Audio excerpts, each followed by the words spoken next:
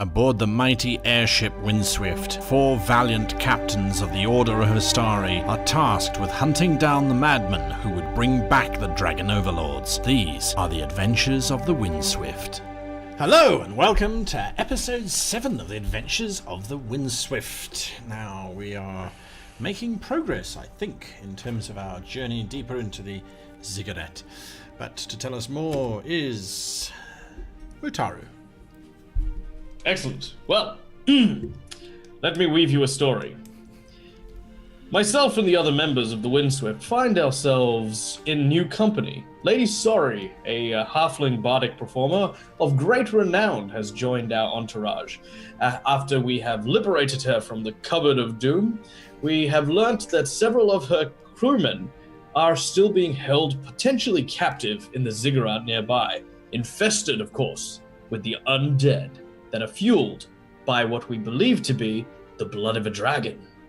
Now, this mystery has us on edge, and perhaps it is in our best interest to assess the dangers and figure out what is the best manner in which to approach this. Mutaru has other things in mind.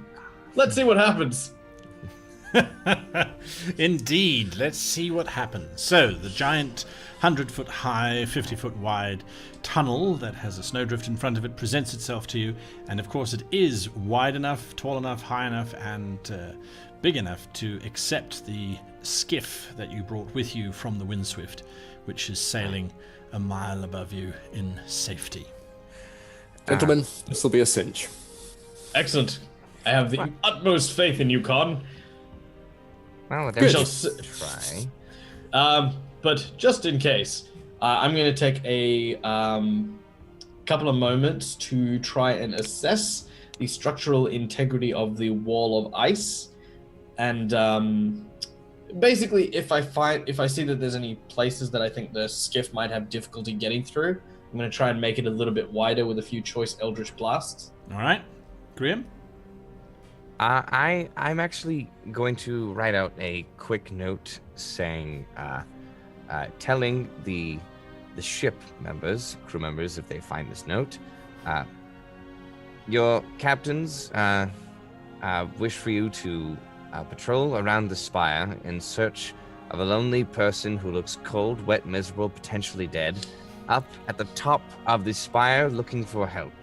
Please take the ship and try to find this person at any cost. Not warning, too much cost. Undead. Yeah. Caution is advised. Yeah, caution is of course advised. Your Captain G, and then I roll it up. Oh, G. And then it's G. And then I put it on because I pull out my short bow, and hopefully because we're gonna get on the skiff soon, like we could be hopefully within 320 feet of the ship. You'd have to go to maximum altitude of the skiff in order for him to get there. Okay. Con, would you mind if you did that? Because instead of having to go all the way up to the ship, I could just quickly this message over to them. Shoot it over. Everyone aboard then. Let's So, get this. how much time would we lose if we do this? Maybe 2 minutes. Okay, fine. All right. I'll build it into the maneuver and just sort of take us up quite high before swooping down towards the doors. Oh, we'll have to time that quickly then. All right. Steady as she goes. You start rising up. Mutaru, you are rising up with it. I'm gonna be sitting at the front, like right at the front. Oh boy. And all right, the ship rises up and up and up and up and up and up and up and up and up. The great walls of the glacier rise on either side of you, and you can see that front part that is sheared away in the last adventure that you had. Blackson does not look too happy as his stomach falls out from underneath him. The ship gets higher and higher, and as you break over the top of the glacier, the temperature plummets. It gets frigidly cold. As you're now just buffeted by these ice winds which blow in all different directions. The wind factor is what's making it particularly cold. I'm gonna Hold try on, and use everyone. my body as a windshield. Yeah, as best I can. You're all being covered by this large hairy Mutaru. Graham, This make is your probably attack. You can see Yeah, the that's hull probably of the Windswift. Is this with disadvantage because it's at the full 220 feet, right? Yep. Oh, boy. Oh, that's fantastic. Even worse. Okay, so I'm 10. I mean, it's a big ship. It is a big ship. It's a big ship that's not moving. So, But the wind. yeah, the wind carries it, and you all watch as this arrow sort of shoots up and then slowly starts to drift towards the prow of the ship, the front of the ship, and eventually embeds itself in the forward lateen jib, which is the bow. It sticks out from the bow towards the front. The arrow sort of embeds itself there, but it's underneath. So if anyone's out there checking, they will see it, but they would have to be out in the front, busy checking rigging and things. That may or may not happen. You're not sure. Well, they have Nice know. shot. Let's go. All right, Good shooting. Yes, let's go. Con, you want to take it down at speed and into the tunnel. Give me a piloting check, please. 14. All right, the ship suddenly drops away, and the ground seems to rush up towards you. And Oh, I God. don't go too fast. I Right. want to maintain some you Some know, kind of maneuvering control. time. Faster! Yeah. yeah, Mutara's at the front with his tongue hanging out. It's quite the tongue. All right, you drop down towards the tunnel. The snowdrift has been slobber. cleared slightly by Mutara's Eldritch Blast, and you The disappear. slabber, kind of. Yeah. Yeah, that's why I'm like, oh, God. Stop drooling on me. You shoot into the tunnel and are immediately ensconced in the darkness that is, and the walls slick past you. As a matter of fact, you also shoot over several heads of these ghouls that seem to be making their way towards the front again, and then burst out into that inky black darkness of the chasm where there once So was a here- bridge. So here's what I wanted to do. Yes? I have gathered a little bit of rope from my personal stock of my one rope that I have, but also I assume there were some ropes plenty of on the the ship. crashed ship, right? Yep. So I would have, like, I saw this chasm before and how far it was, so I would kind of guesstimate on how much it is. And I would try to use a javelin that I have, bind it on, and while we kind of fly past, I didn't want to fly through here, but like throw it on our side, on the entrance side, lodge it there, and basically let the rope kind of unfurl, so we have like Like a tether. All right, perfect. It's not a difficult challenge. You're not flying particularly high above the surface. As you sail past, you literally just hurl this thing. It embeds itself quite thoroughly into the ice as you sail past. You're busy playing out the rope. How far are you going to go, Con? What's the lighting conditions like? Pitch black. Pitch black. That's So I perfect. bring our speed sort of right down. All right. Can you see anything up there, Mutaru? Mutaru, Mutaru, Mutaru, Mutaru, Mutaru, Mutaru, Mutaru, God. Mutaru. As a curious question, if I charge an Eldritch Blast but I don't launch it, is there a light source for it? It would only last for a round. Yeah. well, we have you know, we have a druid I'll- with us, right? I mean, just I'll like basic- do well, your he's thing. piloting. I'll basically almost like a little beacon. Hands full. I'll just fire. I'll fire out an Eldritch Blast in front and sort of see what All right. what I can see from that. So the Eldritch Blast fires off of the skiff in the general direction of front, and for a brief moment it flares up, creating this purple cascadence of light all over the front of the ziggurat, and you realize that there are many archways, colonnades running in a tiered wall in front of you. I And do the torch. yes, you're busy lighting up the torch. And I take it and show eventually, it. the Eldritch Blast smashes against some stonework in the distance, causing a column to crack. There are, this level anyway, in terms of the bridge, there is another obviously major entrance port in front of you with doors. Those doors are quite firmly closed. Stretching away on either side, however, is a colonnade with walkways, and you can see little doors off to the side. Some are open, some are closed, and this stretches up for 6 stories above you. Your light didn't penetrate very far down below. The torch illuminates, but from this distance, it's a faint, misty, murky yellow light that gets to the walls on the other side. So the total span of the chasm is about 75 foot. Well, it's better than being blind with like a pilot who can't see in the dark. Now, the what we were told was that the place that we're after was nearby the courtyard, which is down the bottom. So Sori now stands up that she can see what's going on. Oh, Jesus. Hello. This makes so much sense now. The halfling looks around, sort of peering out with what little light there is. Well, and she points back to where you came from, that initial archway, and you can see there's 2 doors on either side of the bridge just before the span, which had obviously collapsed. Well, we went in there, and that takes you down quite some distance. Then I think it would have led underneath the chasm and into the base of the ziggurat, which is where we found that courtyard. So I would guess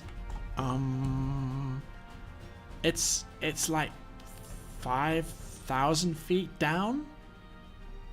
5,000? 5,000! Over 5,000! 5,000! 5,000! I Can we mean please speak? 5,000? Yeah, I don't have that much rope. That must have been quite a long climb down. Give me a perception check, please, Mutari. Well, Crap. okay, maybe not. Oh, that one's good.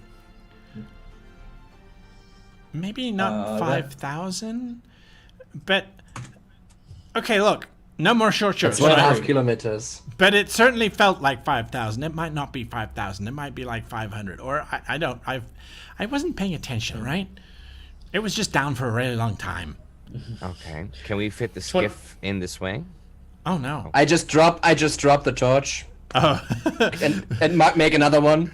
Mutara, you think you 23. hear? Yeah, you think you hear a slight return, but then the torch sails down past you. You all watch it. It drops maybe 130 feet, but you can see it point right down there. It illuminates rather better than it would normally because it's landed obviously on some very, very hard, very clear ice, which has an internal refraction, so it kind of glows further out than it normally would. It's there, and then it suddenly vanishes completely. Maybe wet. Could be. It felt more like something moved over it. It was rather quick. Con, descend 20 foot, please. So you said it's about 120 feet, 150 feet? Yeah. Somewhere. I think I would have that much rope, right? I Yes. mean, 5,000 obviously not, but like 200 feet or so rope. Absolutely. Not a problem. Yeah. Okay, so Do you take it down? I bring us down another 20 feet. All right. Hopefully. I'll begin dropping some Eldritch Blast down over the edge, trying to, again, get that same... All right. Oh no. These Shock and awe. purple blasts sail down and create almost this booming sound because every time they hit, obviously, it just echoes and reverberates around the whole place. The first one smashes into the surface of the whatever it is at the bottom, and there's distinct cracking sounds. The second one smashes a lot sooner, probably at about 80 feet or so, onto a surface which, as it hits it, the flames burst around for a moment, and the whole thing moves. Oh, great. Then There's there's something down there. The sound of You think? sounds literally Utaru, like impacts. do you into the remember ice. do you remember our first adventure, the maiden voyage of us as captains? On that thought, up, by the love of all things sacred What's and going holy, on over there? Up, down, make up your mind. Up, distinctly up. All right, everyone, give me There's- initiatives, please. The point I'm trying to make is stop shooting at everything that cannot move or can move. Oh boy. I shot. Okay, I'm gonna point this out because someone's gonna bring it up. I shot at the darkness. Okay, you know what? That's never caused anyone any problems ever. You shot at a fucking cloud before, and that was a problem. And you know what? Whoa, hang on, whoa. I shot at the cloud, yes, but guess what? There was something in the cloud. So There's something in the darkness too. That's my point. All right. I think we need to call it the luck of Mutaro. I mean, we just gotta. First contact policy. That's what I would like to call it. My initiative is 9. 9. 15. At least I wasn't the one who initially shot it. Graham? This time. Also 15. 23. 23. All right, Graham, what are you doing? There is this sound. It's getting closer and closer. It's definitely coming from underneath you. Okay, can I potentially see any bit of it, or is it just all darkness? Yeah, because of the Eldritch Blast and because of the one torch which was being relit by Blackston, you see surging up the side of the wall closest to you this large, it looks like some kind of centipede, but its outer shell is spiked and ice-like as it's just busy charging up the wall. Its maw, which is reaching up towards the skiff, opens up, and you can see there are these jagged tendrils and mandibles inside of it. Yeah, and its general color is a milky white. Does it have... I would like to actually take a shot with my short bow at its eyes, if I can. Sure. It has these large compound, they look like ice crystals in a spherical shape. Make your attack. Probably not going to work. Here we go. All right, that'd be an 18. That's a hit. 2 damage. Obviously, we're not being sneaky today. I'm having a torch at you. That's like... Alright, so that's a 7. 7? Wow. All right, the arrow flies straight and true and smacks into this thing's eye. There is an almighty screeching sound, and immediately the space fills with the scent of this... It's a noxious odor, very oily, kind of mustard-like aroma, as whatever is hit by your arrow. Con? Well, first I will bring the boat up and away from this thing, so it's not, as I can judge it anyway, within ability to swamp our boat or attack it anyway. Now, controlling the boat, does that pretty much take up all of my...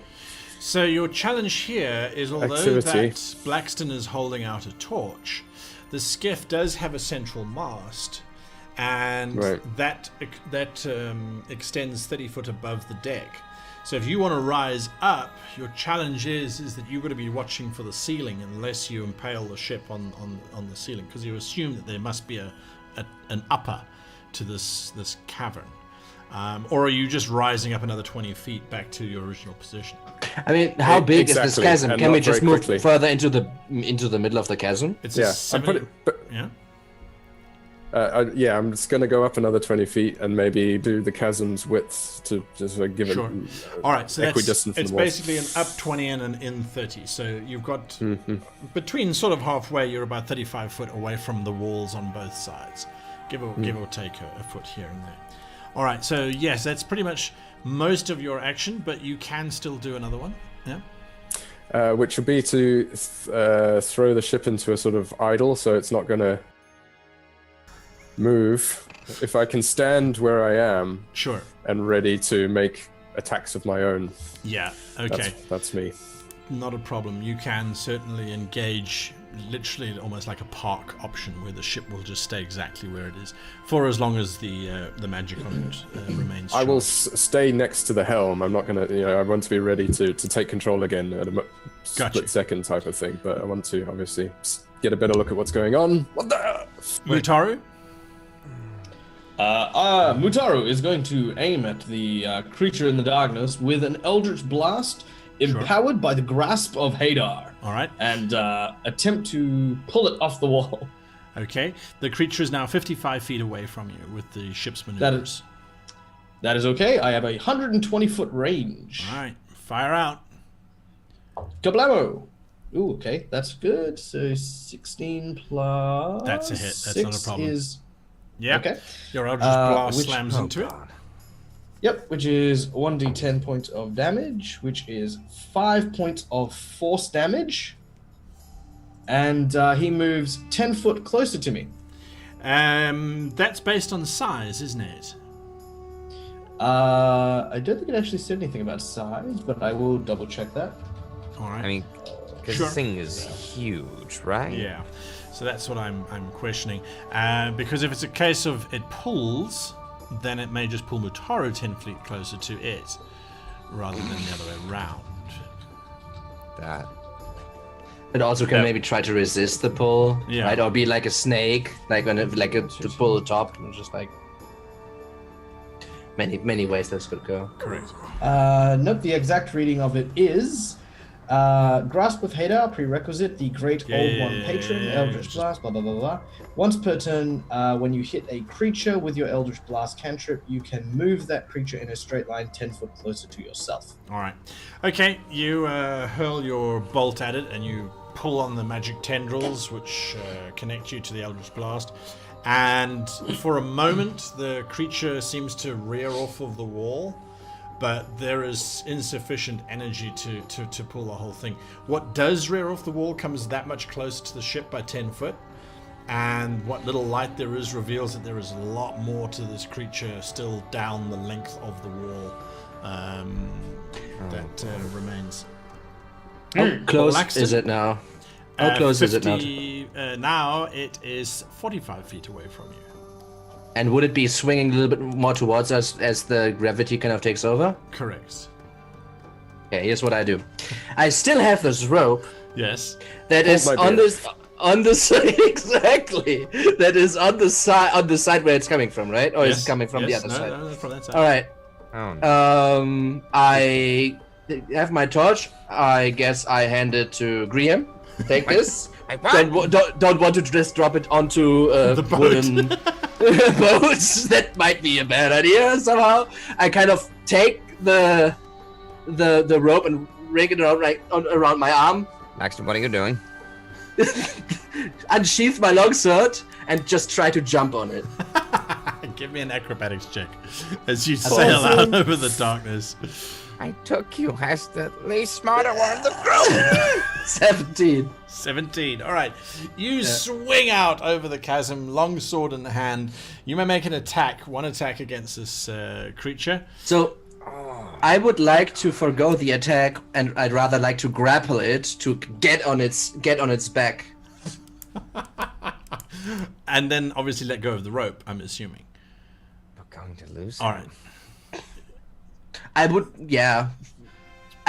unfurl my hand, but I would still grab onto it. You're That still I have holding it. that. All right. Okay.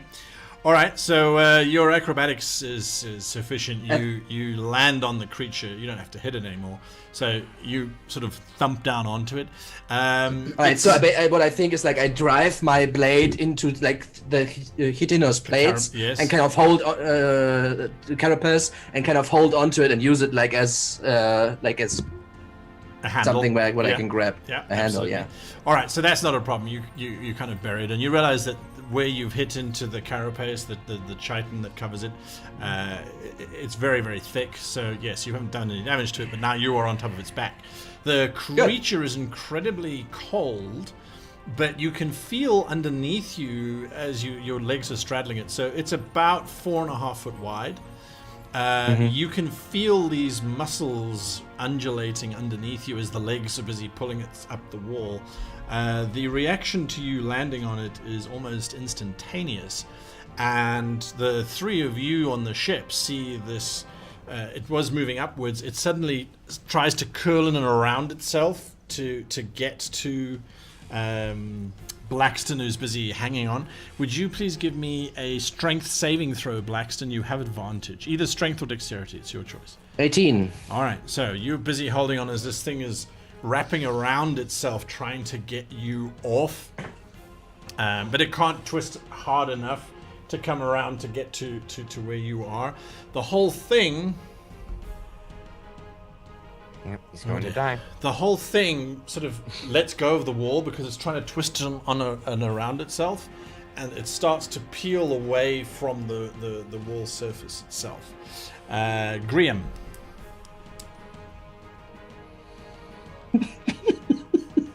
Oh, you shouldn't have told me that, guy. That's what's happening. Pick up Graham, throw him. Get him! Now you need the Wilhelm scream for this. I do a similar act as Blackston and look at Mutaro saying, "Here, hold this," and I take out the short bow again. I'm taking a shot at one of its damn legs. Make your attack. I mean, technically, I'm now adjacent to it. Is that true? No, you do not get your stealth attack on a 120-foot long creature. But I'm tiny compared to it. However, in retrospect, I will give you your stealth check because its focus is entirely on the thing that is buried into its back, so it doesn't care. I will do a stealth check. That's 16. Oh no! You don't have to make the check. You have advantage on the creature. Oh, that was okay. Well, yeah, make your attack. All right, so now rolling for an attack. Here we go. All right. Okay. Ooh, boy. So that's going to that's definitely I roll natural 16. So nice. That's a hit. That's fine. Do your damage. Okay. So it's gonna be 2d6s. All right. Going for its legs. All right, so it's going to be 12. 12 damage. All right. Your arrow slams into one of the legs, which immediately shears off. It rips out of its body, leaving this trail of this very white-like mucus that sprays out. That smell gets even stronger. That mustardy kind of aroma. The creature pulls back even further as its legs sort of try and retract from whatever's causing it such pain. Con? Now, Blackston is belayed to the boat. No. Man overboard! He is holding onto a rope, which a quick look reveals is part of a javelin that's been anchored at the base of the bridge. Okay. Yeah. In which case, I abandoned my thoughts of trying to attack the worm directly for fear of making Blackston's situation worse. Instead, I'm going to take back control of the boat. Right. And get us in a position. Is this thing actually looking like it's about to fall off the wall? Yes. I'm going to position us such that we can try and rescue Blackston when this Rescue happens. me? All right. From the steps of victory? All right, give me a piloting check, please, Con, as you try and maneuver around in this very dark environment. Natural. Natural 20. All right, well, you managed to get... Nice. All right, so you bring the ship gracefully down, still keeping distance from this thrashing creature that's wrapping around itself, but you bring the ship gracefully down so that you're almost parallel with Blackston. Mutaru. Well, Mutaru, seeing obviously Blackston engaged in a intimate love hug with the giant creature, Mutaru begins to use a very old Chung incantation, causing a hex effect on the creature. Which some of you hex doing a Renpo no Pyon Hat Si. Oh my god, you went so Naruto here. All right. And basically, I place a curse on a creature that I can see within range, with the range obviously being 90 foot, concentration up to 1 hour. If I deal any damage to him, I deal an extra 1d6 necrotic damage. In addition, I get to choose one ability, and when I cast the spell, and they are considered to be disadvantage on that ability, to which I'm going to be choosing, of course, strength, because stuff you. And if he drops to 0 hit points before the spell You can ends, choose I another can different use one. a bonus action for the new creature. So that was my bonus action to cast that spell. As my standard or my basic action, I'm going to use the Eldritch Blast again to obviously likewise try and wrench it still off the wall. That one is a 19 plus 6, which is 25. Yep. Doing it. It must be good. 8 points of force damage, plus 1d6 necrotic, and that is 1 extra damage from that. Okay. Your blast slams into it and you pull on it. Blackston, you feel all of the rippling underneath you kind of bunch down and contract as the creature gets pulled. And for a brief moment, the muscles just suddenly relax as the whole creature realizes it's no longer attached to any of the walls. And it starts to drop towards the floor below. It is your turn. What are you doing, Blackston? You still have. So I still have not let go of the rope because of situations like this. All right. So what I want to do, as I start to fall with this thing, I want to use my sword as leverage to kind of pry these platings apart from each other and kind of reveal the more vulnerable parts of this creature, and I will grab the gnomish fire that I got and just shove it down this cavity created. And as I fall, at some point, obviously, the rope gets to an end, which hopefully lets me hanging and still attached to it as this thing falls further down. All right, I got your back. There's some interesting rolls in there. So that's my plan. That's your plan. Let's see if this happens. All right, so I'm going to ask you to please give me a strength check. It's an opposed strength check. I have disadvantage. Right. Strength and athletics or just strength? No, athletics is fine. Okay. You said, do I have advantage or not? Because no, you don't have advantage, but it has disadvantage. Okay, then it's just 14. 14. All right, so that is just enough. Thank goodness for the disadvantage, because otherwise you would have failed.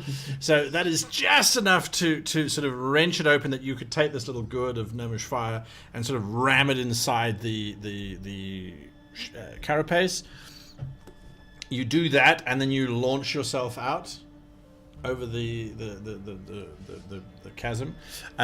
You are aware that the skiff is fairly close to you. It's only 30 feet away from you. Are you trying to get to the skiff? All right. Yeah, with the help of Indiana Jones, riding my inner channeling my inner Indiana Jones. All right, that's an acrobatics check then.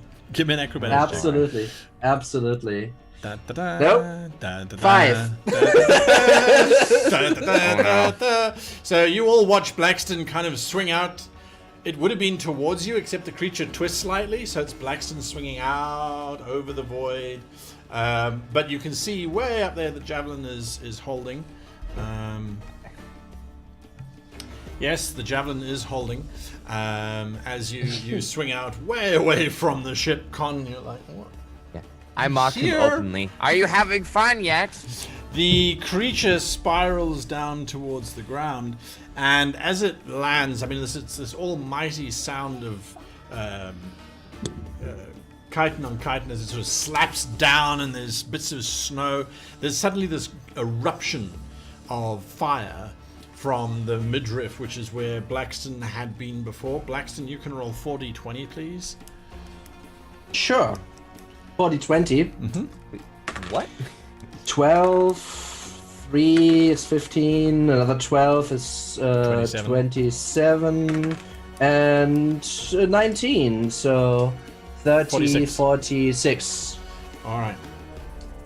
There is this almighty eruption of flame and fire, and the sizzling, hissing sound, followed by then this scrabbling sound, and then the smell just washes up to you of now mustard that's burning and breaking.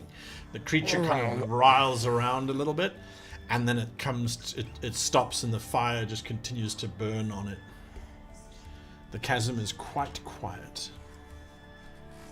Woo! And then suddenly it's filled with the erection of bloody hell, that was good.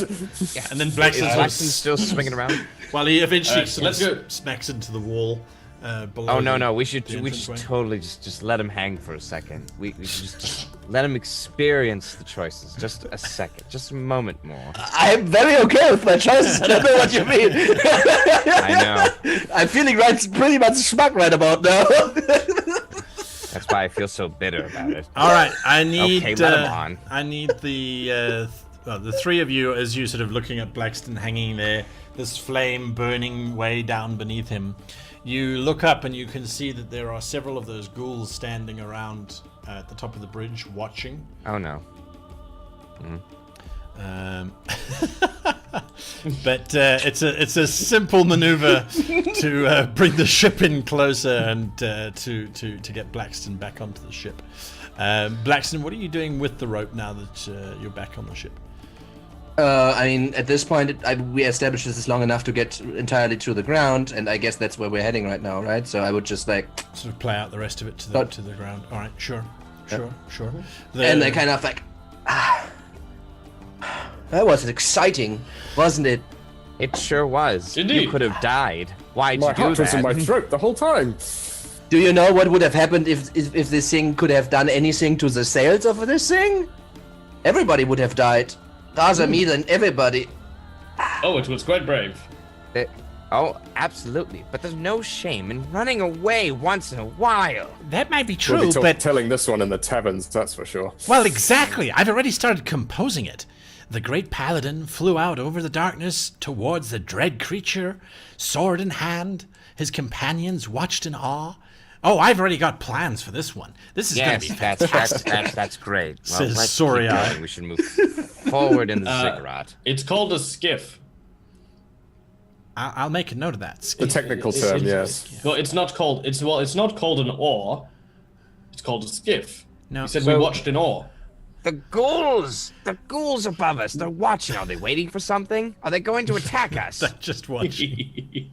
They standing there. They don't have any means of getting down the ice walls, as far as you know. So they're just. I'm waving a fistful of fire at them anyway. Come on. All right. So yes, you are with the extension of the rope. You are maybe 70 foot above the base of this chasm. What are you doing? To the bottom. Very well. Taking us down. Can I try to look around and see if 12. there might be any signs of more of those things?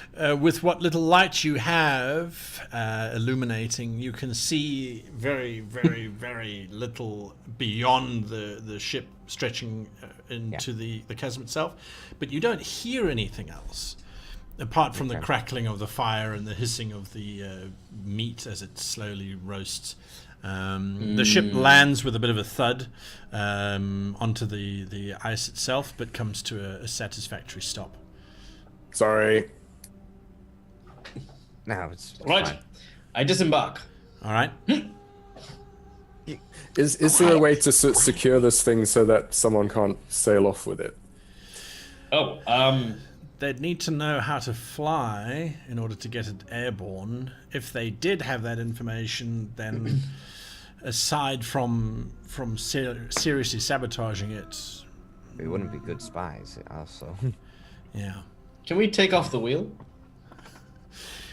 You could do that. Yes, I suppose you could do that. Then they'd only be able to go Lug up the and thing down. around. All right, so No, you it's fine. Triple carry capacity. I mean, what's a wheel? And it's not ship-size wheel. It is a smaller wheel. All right, that's fine. You take the wheel off the ship. Not a problem. Blackston, what are you doing? I hope you Go remember over how to you this- took that off. Go over to see what the centipede is about, and All right. taking a look this time, and like get my sword back first and foremost, Yes. and then taking a look at this face of this beast and kind of Tear us off a Thinking- chunk. All right. The creature itself is actually quite long, maybe 50, 60, 70 feet in length. Obviously some kind of insect, but it's evolved in the ice and the snow, so its carapace seems to emulate glacial shards and things. It's quite dead, obviously. The head is almost, well, it's about that wide. No, wider than that, with these big... So a little bit like Men in Black? Is that the situation we're looking at here? Yes, yeah. I would want to gather a little bit of the spittle of this thing. All right. That's not a problem. It's busy oozing out of its open maw. You start to do that. Kriam? Yeah, actually, I'd like to join him for that. Is it possible I can also maybe, like, rip out some teeth as well? Sure. There's several sharp protrusions from the circular mouth, which you assume to be teeth. You start to sort of cut into it and pull that out. Okay. Con, Sori looks up at you. Unless I'm greatly mistaken, there should be, directly underneath the bridge, there should be a door there. That's how we opened the door, heard the creature, and then closed it and left. I now know that it was a creature. We just heard movement. We just thought it was more ghouls. So we didn't go further. This could have been the creature.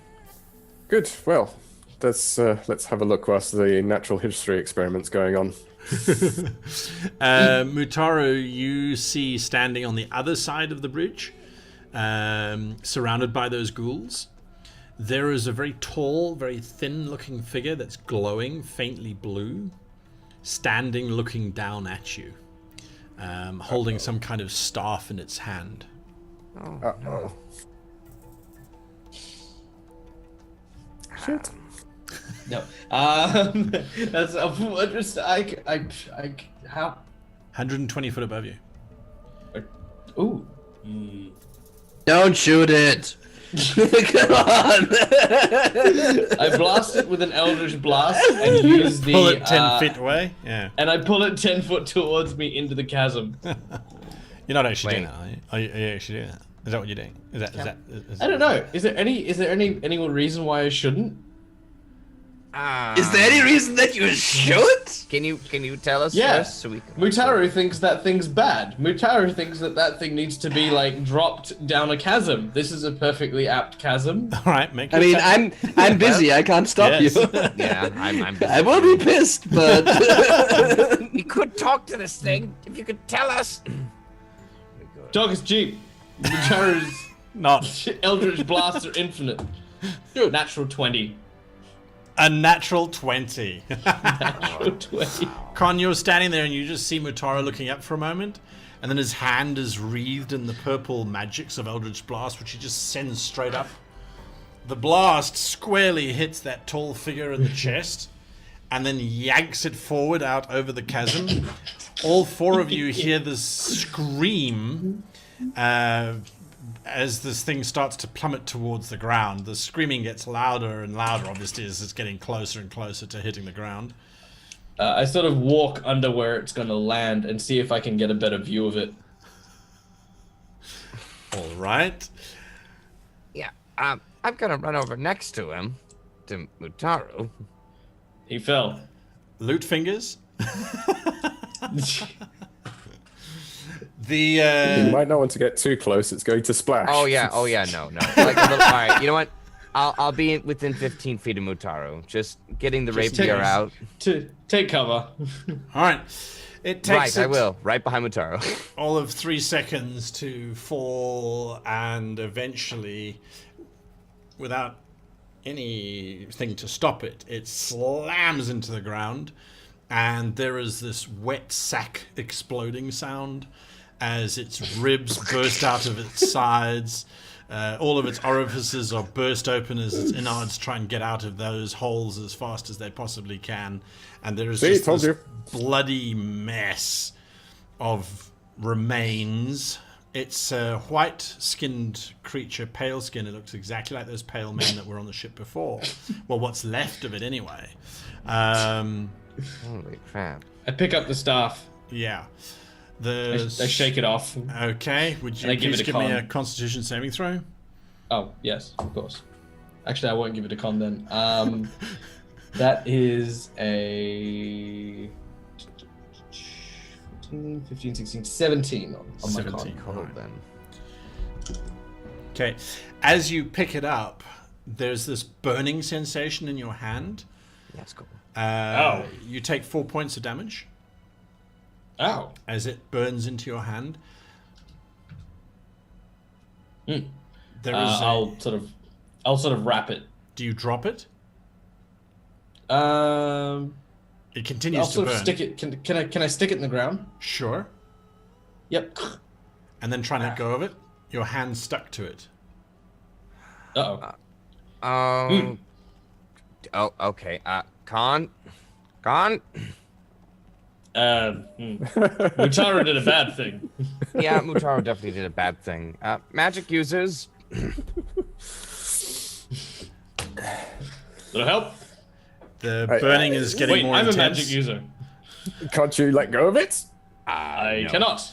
As you try to open up your hand, As it feels as he says this, I stand up and charge into his direction, unsheathing my sword and completely trying to destroy the staff. the staff. All right, so that's Basically cutting above his hand or something, like a few good inches, not like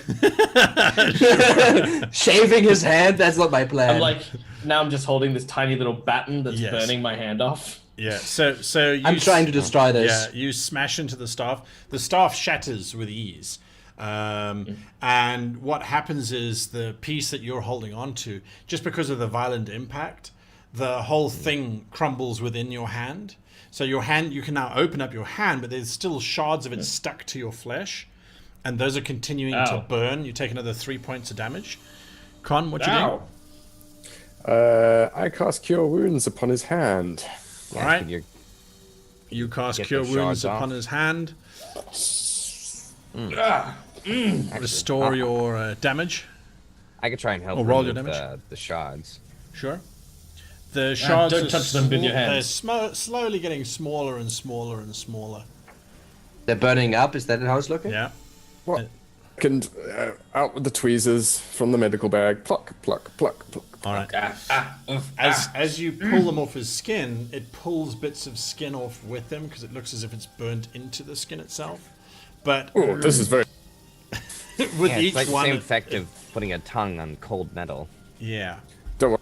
I can fix this for you. All right, and we'll be back next week to find out what happens to Mutaru's hand. When the Adventures of the Windswift continues, and stay with us for the review of the session, which we will begin with right now. Oh boy. Okay, number two. That means we're starting with Jono.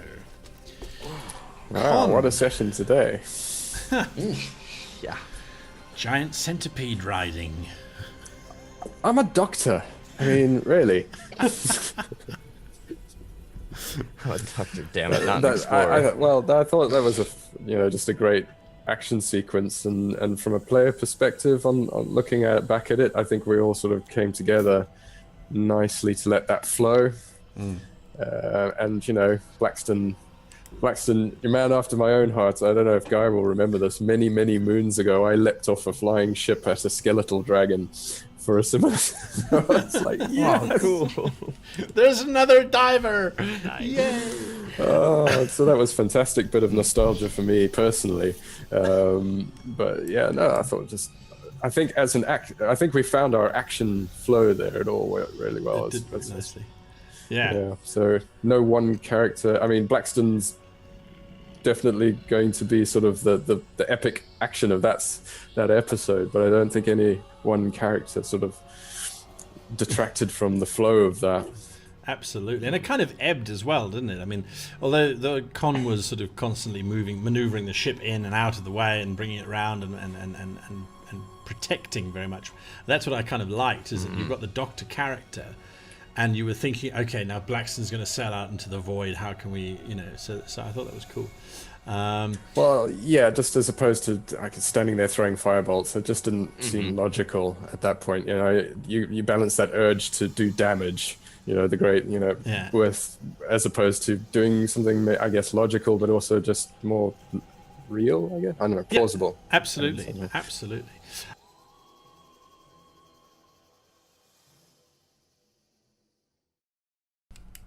In terms of Graham's thoughts, the party's now moved inside the cigarette. You wanted to make sure that Caglor outside was safe, so you sent that note, which again is hinting at there's a certain desire to make sure that this Caglor fellow is safe. What's driving you towards that? Well, if someone's alive, then they can obviously be grateful for you to it. The truth comes out. I see. Very, very interesting. All right. Well, that leads to some interesting places. Blackston, the leaper, the darer of death. 3 times now. That's right. You've charged headlong 3 times into these dark voids. The rope idea, was that in case you needed to swing out? Was that what was thinking of that? So I wasn't entirely sure what would be waiting for us wherever we might head, like how far it is, what is on the other side. If our ship gets destroyed on the other side, we need to find a way back. It's just plan B. I like to have plan B, and this character also likes to have plan B. Personally, I wanted to use a Python to kind of make it useful, but since we kind of did all this like roller coaster style entrance here, and that wasn't possible, so that was the next best thing. So, and then as this entire situation unfolded, it kind of came in handy, right? But like, as a player, again, like there's an interesting like dilemma for me, because for a certain verisimilitude, you kind of need to be maybe a little bit more careful, like Graham says, like, which would be the smart thing.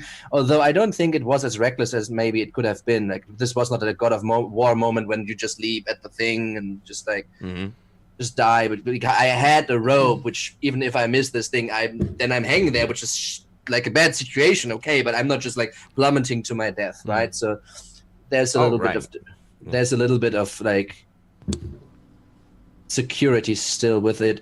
And other than that, I literally thought about like, okay, what is happening? We're sitting here on top of this who knows how deep, 150 feet deep chasm, and this thing comes at us, and I don't know if it has any caustic spit that he can shoot at us, and if it hits everybody of us. I was thinking about shield wall, basically building like some cover for them, but when you set like 30-foot high mast, like I was like, I knew we cannot let this thing do with us what it wanted to do. I needed to like keep it from doing it, and I'm not really the mage right now and having like the shield and illusion kind of magic, so that's not the possibility. I had a rope. I'm gonna use it. I was worried about it like snapping or getting cut, especially like with like hear about like ghouls up there. I'm like, oh, okay. Yeah. Here comes. Have rope, will jump. Yeah. Speaking of will jump, will pull too. Mutaru, you were pulling things left, right, and center. I mean, the interesting thing is that this is probably the most warlock Mutaru has been since the start of the game. Definitely, Mutaru was always built to be very versatile in the sense of being able to function in melee and range. Honestly, I didn't think I'd hit that guy standing by himself up there. I was just like, you look like a bad guy. You look like a really bad guy. Come down here. And that was golden. I was just like, I feel like my natural 20s wait for those moments, you know? It's just like, coughing and dying. Could have happened at any point in time, you know, but it chose that exact moment to sort of go, yeah, okay, natural 20, pull this guy down, just a splat. But I think the real thing here to remember is that Mutaru was very loud, very boisterous and all this stuff, but sometimes other people get to a point where they are center stage. Now, I could have had Mitaru jump overboard as well and do the exact same thing that that Blackston did, but I feel like doing that. Yeah, I feel like that takes away from the scene. It takes away from Blackston's achievement. It takes away from the scene. So being able to kind of make my character support in that position, I think is a stronger choice, and I think we as players need to keep that in mind. Is that while it's important to do, I suppose, what's most efficient or what's the best thing for your character to do with their action economy and combat and stuff like that, sometimes being a good player means being able to sort of take those moments to go, you know what? I am a very loud and a very obnoxious character, and I do take a lot of the scenes here and there. What can I do to bring someone else up when they're center stage to make them really cool? Like, even the small additive of the hex, for example, even though that's not really something that you glorify, you don't go, oh, yes, it's because of my hex that all of this, you don't do that. It's just simply okay, this guy needs some help and he needs some support. I can provide him this to give him that upper hand here so that he can look even better when he is literally wrenching out the carapace of this this centipede. So that was very cool, and I'm very, very satisfied with how that, as I think Con said earlier on, exactly how we all kind of came into our own little pieces for that particular combat encounter. And what I'm also finding interesting is that everybody here is sort of talking about looking at what everyone else is doing and then adjusting accordingly. So you've got Grim and you've got Blackston, who are busy doing lots of damage to this creature. And, as Con was saying, well, you could add to the damage, but maybe it's more about doing the smarter thing. And, it's more about using those hexes and being more aware of support role in this instance than not. And I think that's a very good thing to do, is to have those moments where you step out and look at it. And it turned out to everyone's advantage of that. From my side, that Eldritch Blast, I'm going to have to be a lot more cautious about my enemies standing on precipitous drops. But I hope he was an important guy. Not anymore. So that's the benefit of being the all powerful, is instead of this being my big bad, who I'm going to introduce later on, who's now the Squish, he will probably be the nephew of the big bad, so he can come back with a vengeance as to why you slaughtered his nephew or something along those lines. And I think that's the one thing that I really enjoy about this group, is that you've got to constantly be dynamic, because you get people who launch themselves off the sides of ships and things, and then other people who just kill their enemies without any kind of option of saving, because if you pull someone out over a cavern and they're not prepared for it, there's always that moment of like, oh no, he manages to pull back, or he casts a fly spell, and it's like, well, that's not what he has, and that's not what the adventure's about, so he dies. There's really nothing for it, because the damage was your blast plus 12d6, right? So anyway. Yeah, 12d6 if you go by rules as written. Yes, which I'm not a huge fan of, but that's the damage that he would have taken. That would have killed him. So anyway. All right, thank you for joining us, and we'll see you all next week. Hit that like, subscribe button if you feel so inclined. We'd greatly appreciate it. Until then, goodbye.